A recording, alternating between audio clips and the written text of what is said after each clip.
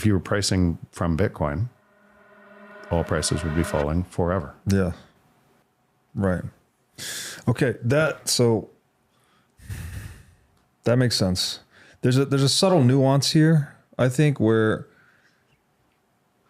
not all of the, let's say the dollar denominated Bitcoin price appreciation, it's not all money printing and it's not all supply and demand. It's some mixture of the two, right? That there is, The only reason as money's getting printed more quickly, Yeah. people naturally demand Bitcoin more and more too, right? Yeah. So the number go up is a little bit of both, basically. Yeah. So, but again, or a better way to describe it, because I don't like describing that way because it forces you into the other system to measure it.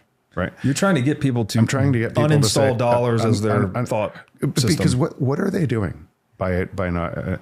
They're actually contributing to the centralization. Right.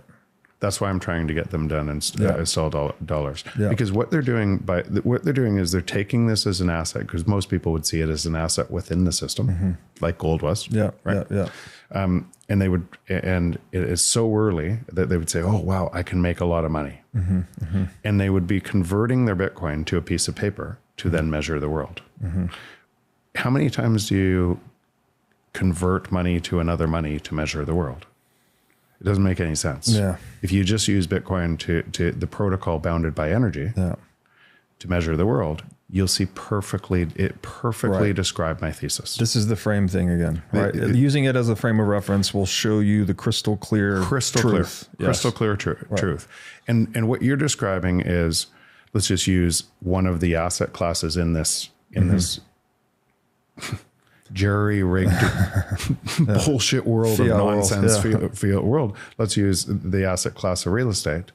And so in this asset class of real estate, I take on a whole bunch of debt, and that debt I can pay back later at cheaper dollars, like you described before, and my house appears to go up. Yes. But when I want to sell my house to buy other goods, all the goods are way more expensive. Right. Yeah. And so, and then money races in, and hedge funds race into this because you can't store money in money. So the house creates a monetary premium, has a monetary premium that isn't the utility that a house would look like in a free market. Right. In a free market, a house would look like white picket fence. I raise my family, and it's a utility. Durable consumer good that depreciates over time. Exactly. But in this case, it becomes a savings account or a pseudo savings account. And in this case, it becomes, I am trying to find a place where my money won't get destroyed. Yeah. Right. Right.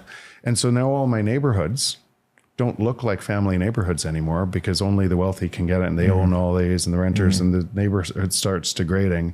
And I wonder why it's looking like this. And I'm part of the thing that's making it look like this. And that would be true from that perspective.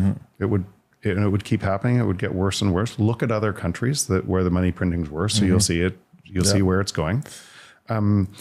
And you look at those other countries and you go, those crazy people, like, I can't believe they didn't see it. And all you're talking about is a relative debasement that's coming, that is going to get way worse for you too. And so you don't see it. And then Bitcoin is on the other side of that ledger, the bounded protocol, bounded by energy, and it's repricing your house according to Bitcoin. So my house 5 years ago was 300 Bitcoin. My house right now is 22 Bitcoin. My house in 5 years will probably be worth 1 Bitcoin or less.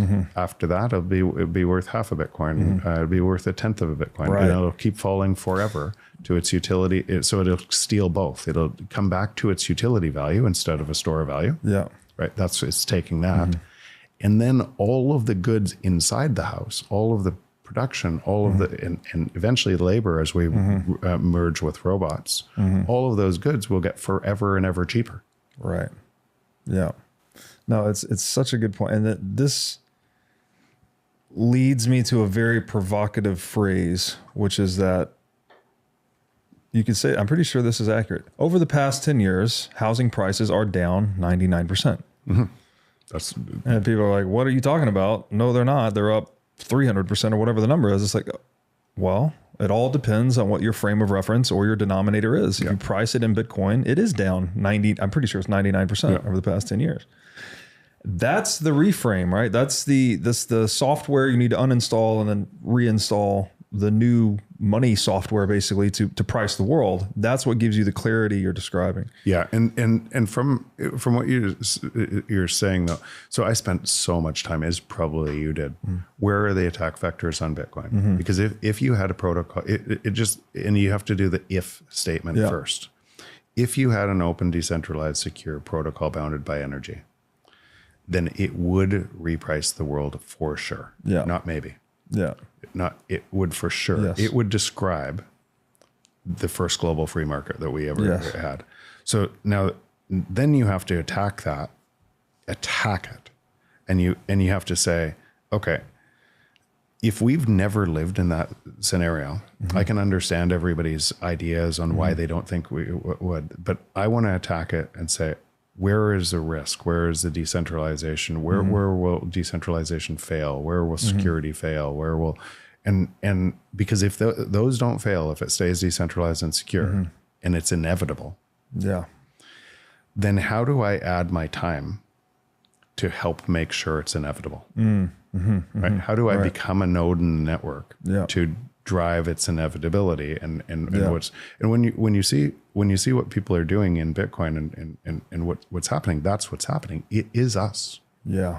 And as you understand this more, you go deeper and deeper. And we should talk about a little bit why one of the very real risks is if it wasn't used as a currency, it will fail as a store of value. That's the question I wanted to get to. That's where all this started. And this is what you said to me offline before we got started. That was very provocative and original. I'm going to try to reframe what you said here, but tell me where I'm wrong. That if Bitcoin did not, in your opinion, if Bitcoin does not successfully transition from a strictly store of value / savings technology into a broadly used medium of exchange, that it was your opinion that it would fail. It will fail. It will fail. Can you please, because I've never heard anyone actually say that. And it's always, I think, for me, it's been considered that it is a natural progression. You know, there's this work by William Jevons that said gold was a collectible, then a store of value, then a medium of exchange, then a unit of account. Work, We thought Bitcoin, Bitcoin would follow the same path. This is a network. This is different. This is different. It's, in some ways it's the same, but this is different because it's a network protocol. So let's just, and I want to be careful here. There are a lot of people that see it the exact same way I do. And those make up the majority of long-term Bitcoiners, I would say. And then there seems like a way bigger number of people of people who it's just a store of value. And those would make up why it would be a bigger number is because of 8 billion people coming into this and understanding this. It takes time to understand it. Yes. And they go and some go deeper and deeper and some don't care. Yeah. Right. And so now let's use this. So Jack Dorsey would say the same thing I just said, and many others too. And are actively working to create it as a medium of exchange. But let's go back to the first principles of the discussion we started with. You live in a world of control that's controlled by manipulating money, and that world has to be inflationary. So if you're pricing Bitcoin from that inflationary system, wouldn't you be centralizing faster, especially if technology is moving faster and faster? Because that system has to be inflationary. So your actions by pricing it are actually incenting the worst thing. Now you'll get rich in that fiat currency and you'll probably sell to somebody who's consolidating this, centralizing it more. Right? But your actions are actually centralized. When you say pricing, do you mean strictly thinking in terms of that money, using it as your frame of reference? Or do you mean denominating your actions and trades in it? So both, because if you're pricing in it, you're probably not trading in it. You're probably not using it as currency. Right. Okay. Right? Sure. So then you'll take more risk and you'll say, you know what, the government's got my back, right? I'm going to, the ETF is regulated. Why would I hold this in self-custody? I'll just go to the ETF or any of the other things that are at the bottom of most of the trades, or it's Coinbase, right? Right. 9 of the top 12 or custodying Coinbase, and you're centralizing Bitcoin more and more. Okay. Right. And all of these actions will seem totally normal to you. Right. Because and honestly, if I wanted to attack Bitcoin and I was a government, I would say I'm on side with it and collect as much as I could. Sure. Right. Yeah. From people who were selling in my piece of paper. Yeah. Right. And so getting more and more Bitcoin concentrated into fewer hands that you can access or control. Yeah. Which in this case, centralized ETFs is Coinbase custody. Centralized actors. Yeah. And if everything had to go through payments to that system of centralizing and more manipulation, then that system would have to attack Bitcoin because it's incongruent. The free market is incongruent with the inflationary system. Yeah. They're opposites. So you would be captured more and more and more. And then when the chain split came later on and all of your economic interest was in this centralized one, and they said these transactions can't happen, what would you do? Most of those people won't run nodes. Right.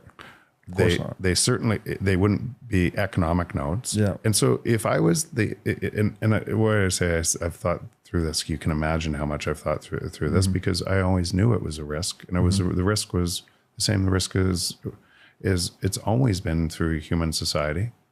We choose that simplicity. We don't see ourselves. Right. We don't see it. We think it's somebody else, and it's actually us. And so if we want it to actually be if the two systems are incongruent together and you're spending in the one that's centralizing, then you're part of the centralization. Yeah. It has to be a medium of exchange. Otherwise the government's going to get stronger and stronger and stronger. You're going to get weaker and weaker and weaker. And eventually that would take it. Now, I don't see that happening. Yeah. I don't see that happening. No, not that it's not a risk, not that we shouldn't talk about it. Yeah. And I don't see it happening because once you know something new, you can change. Right. Right. You can apply your actions differently. Yeah. I spend it in it every day.